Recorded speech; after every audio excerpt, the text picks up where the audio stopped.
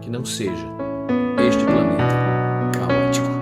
Entretanto, o surpreendente é que João não discursou sobre a alegria fragmentada e passageira que sentimos, vez ou outra, mas a respeito da alegria.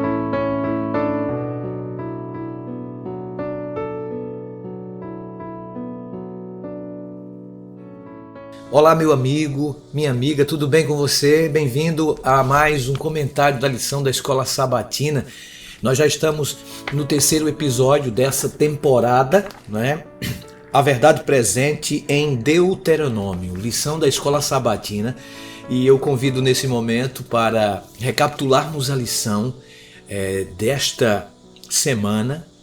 E eu gostaria de fazer uma oração para iniciarmos. Se você puder, feche seus olhos e ore comigo. Pai, muito obrigado pela oportunidade que nos ofereces de estarmos estudando mais uma lição da Sabatina, um episódio, o terceiro. Que a Tua graça esteja sobre nós, ilumina-nos para que compreendamos a Tua palavra inspirada, pois te oramos agradecidos em nome de Jesus. Amém. Muito bem, o tema da lição desta semana é Aliança Eterna. E o verso para memorizar está em Gênesis capítulo 17, verso 7. Eu leio para você. Estabelecerei uma aliança entre mim e você e a sua descendência, no decurso das suas gerações, aliança perpétua para ser o seu Deus e o Deus da sua descendência.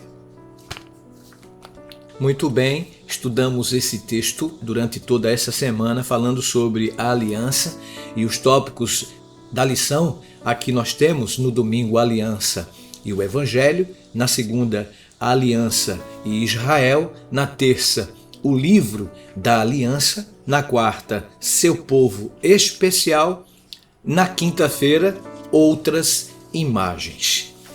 O estudo dessa semana, 3, Aliança Eterna, nos lembra de fato de um dos mais importantes temas das Escrituras. De fato, muitos estudiosos têm proposto que a aliança seja o tema central das Escrituras, servindo inclusive como seu eixo organizador.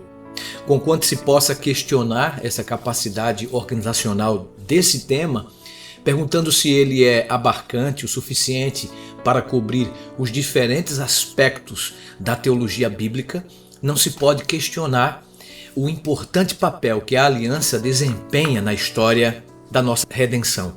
Em Deuteronômio, o tema da aliança é de fato preeminente.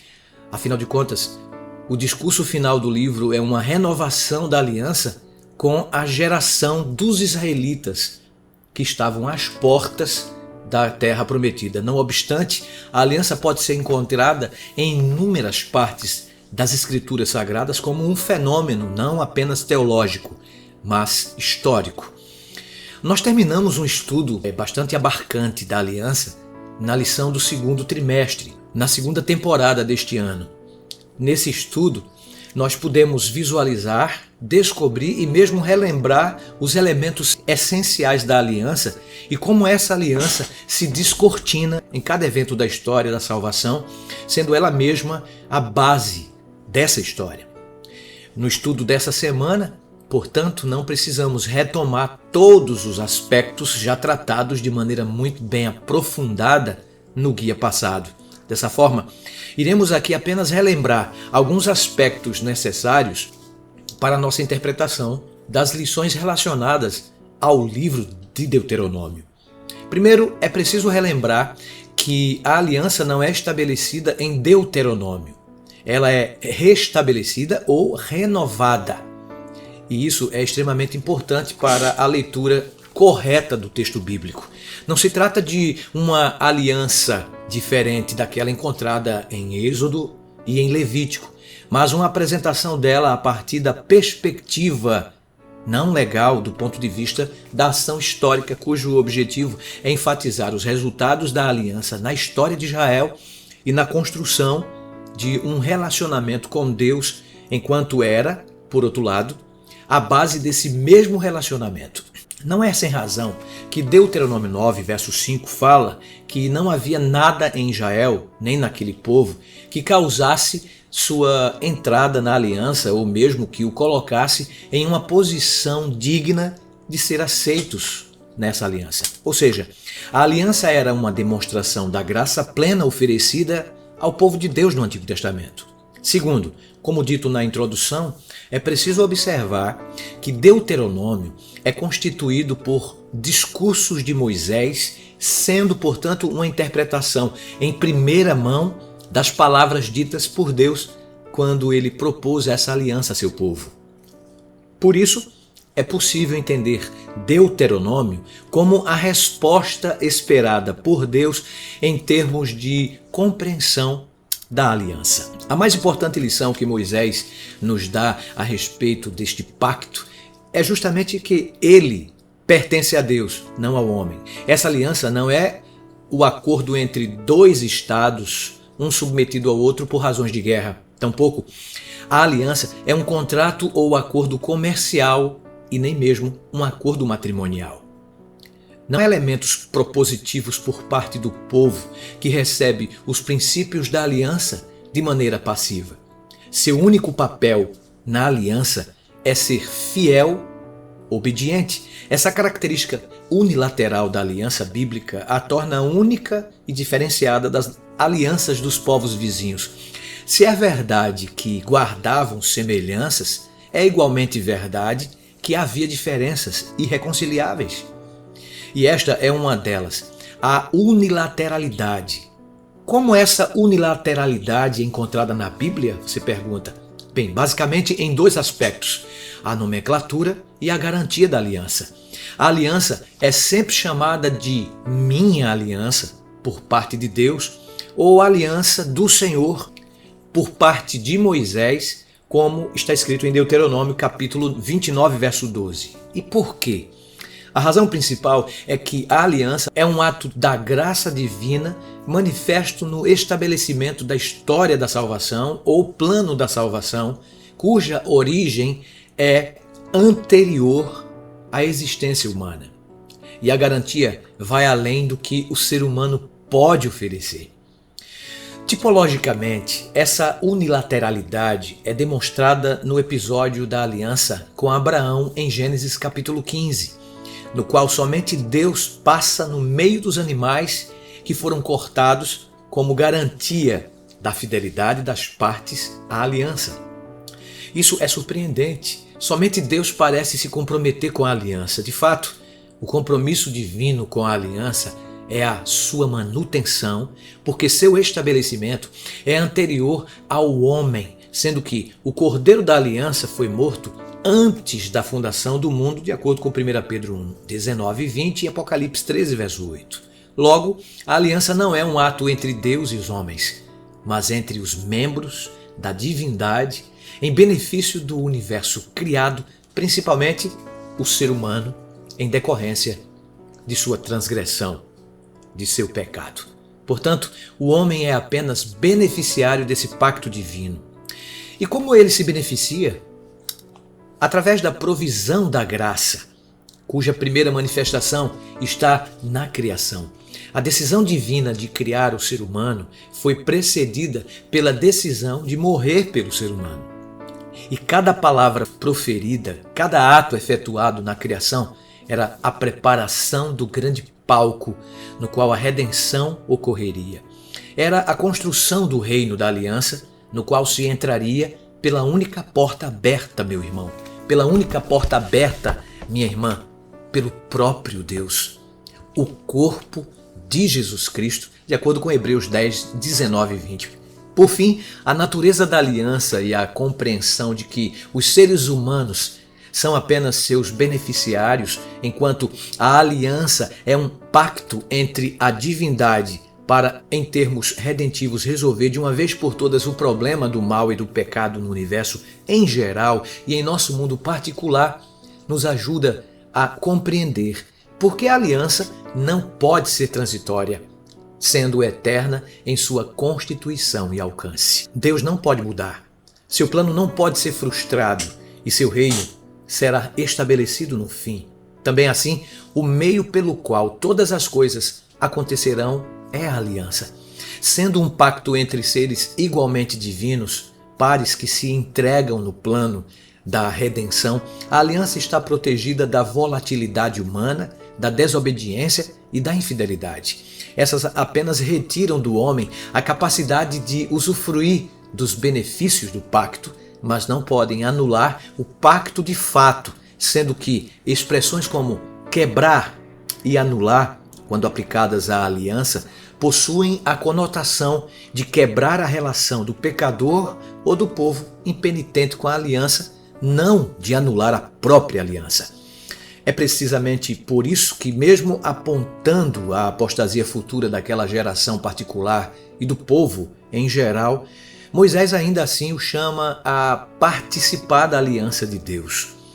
Ele havia compreendido que a aliança de Deus se manifestaria enquanto houvesse graça e que a graça era eterna, sendo também eterna essa aliança.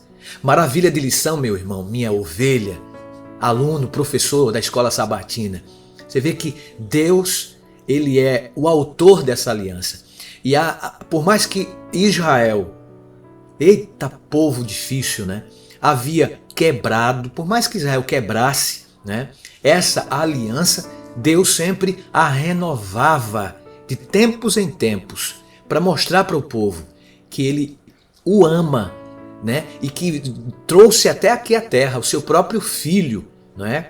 Como cordeiro que tira o pecado do mundo, para renovar esse pacto, para renovar essa aliança quebrada pelo seu próprio povo. Depois de relembrar ao povo os eventos vividos no deserto, Moisés passou a demonstrar que os israelitas seriam beneficiados em se apegar a Deus e permanecer fiel às cláusulas de sua aliança com ele hoje.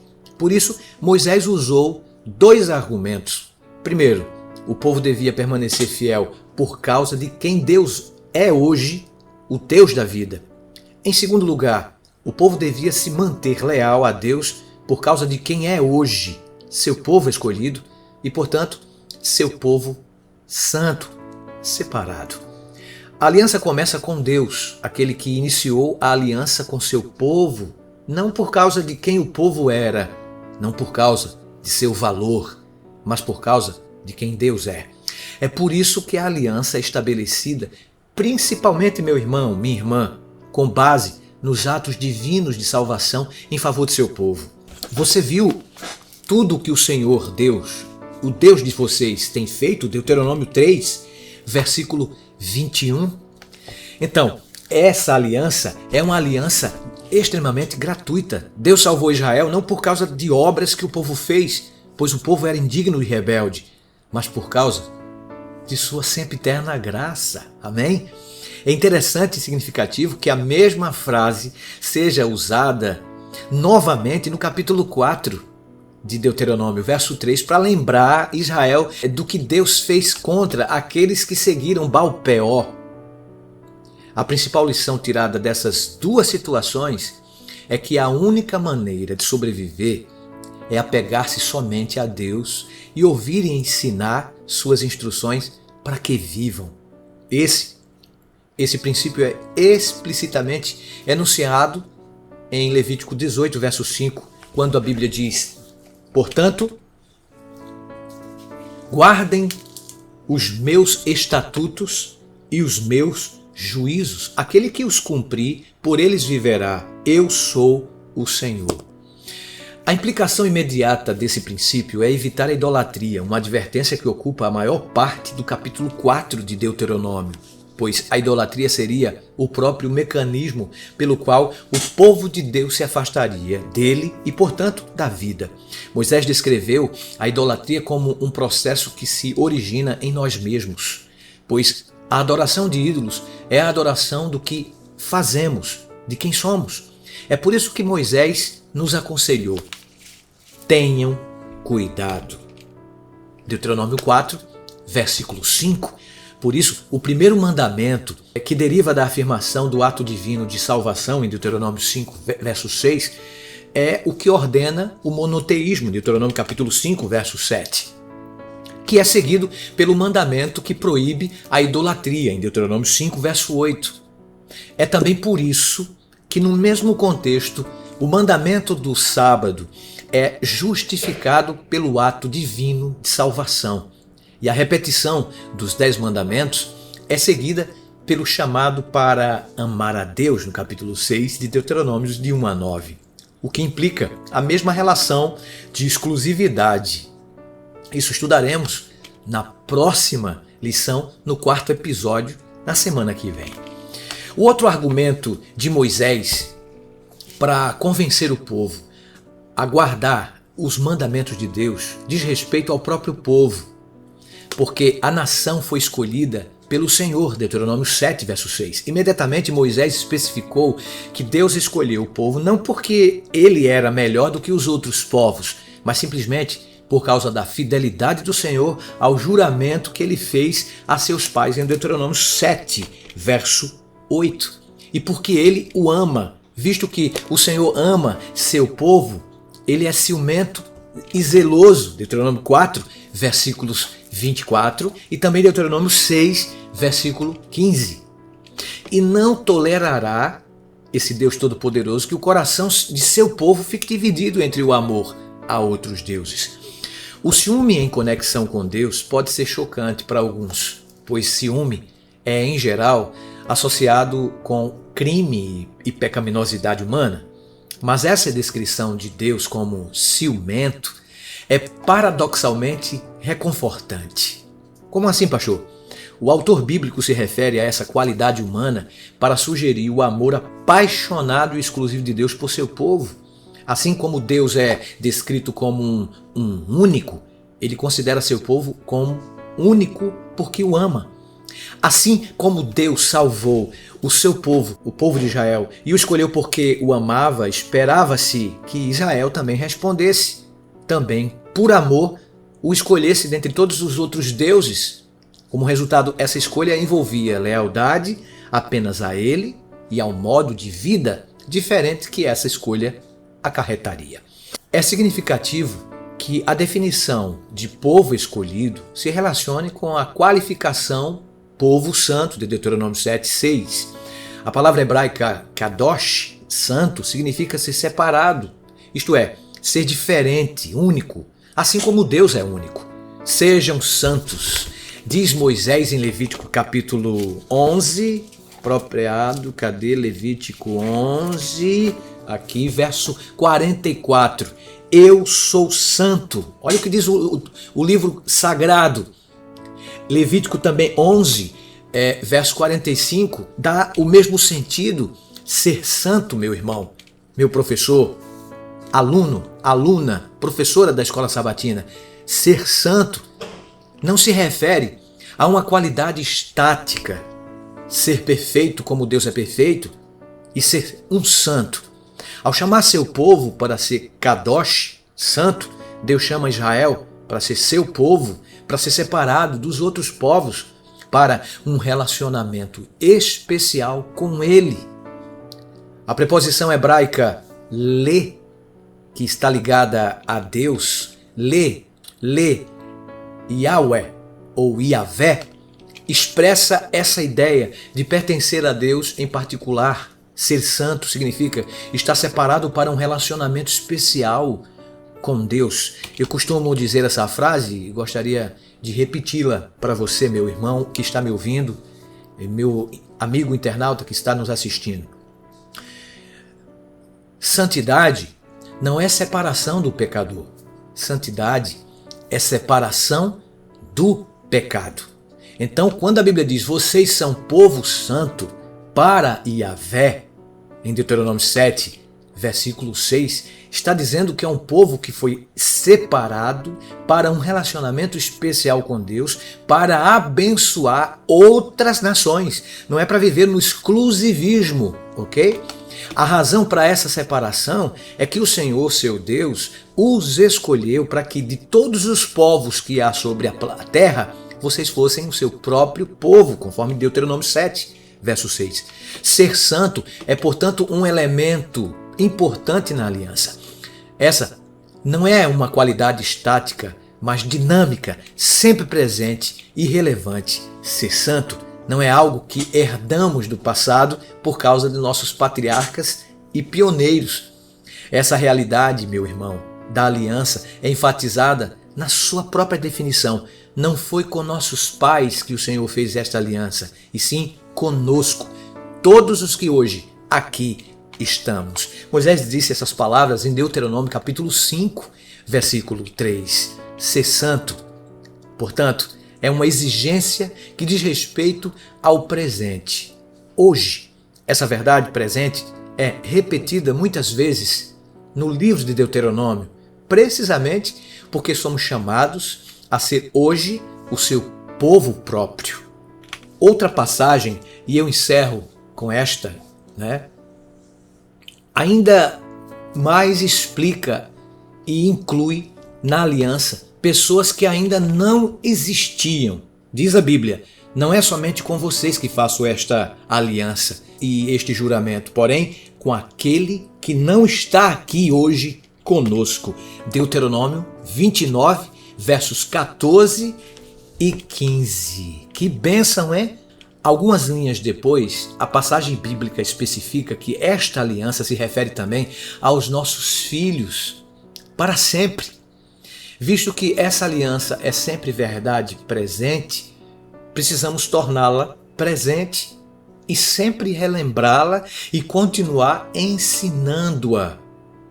Então, esta aliança, meu irmão, minha irmã, é para nós também, que vivemos em pleno século XXI, para os nossos filhos, para os nossos netos, para as nossas netas, nossas filhas. Deus sempre foi o autor desta aliança, porque Ele quer trazer de volta este povo separado para abençoar, repito, outros povos, outras nações, outros seres humanos que precisam da mesma aliança que nós temos tido. Que Deus abençoe você, meu irmão. E nessa temporada que apenas estamos no 3º episódio, eu gostaria de orar nesse momento para fechar o estudo dessa semana. Onde você estiver e se puder, feche seus olhos e vamos concluir com esta prece. Senhor, obrigado pelo estudo da lição da Escola Sabatina desta semana. Que episódio fantástico! Que a Tua graça continue sendo derramada sobre as nossas vidas e que esta aliança, que teve sempre por iniciativa a divindade em cumprir, em sempre querer trazer de volta o seu povo para um relacionamento especial, sagrado, separado, a fim de que pudesse o seu próprio povo abençoar milhares de outros povos, milhares e milhares de outras pessoas. Obrigado pelo entendimento da Tua palavra. Que nós possamos ser fiéis a esta aliança, honestos com este pacto e que jamais possamos quebrá-la e que jamais possamos destruí-lo. Dá-nos a Tua bênção, fica conosco, abençoe cada estudante da lição da Escola Sabatina, pois Te oramos agradecidos em nome de Jesus. Amém. Muito bem, o lição da Escola Sabatina desta semana fica por aqui, mas eu te aguardo na próxima semana. Até lá, que Deus te abençoe. Tchau.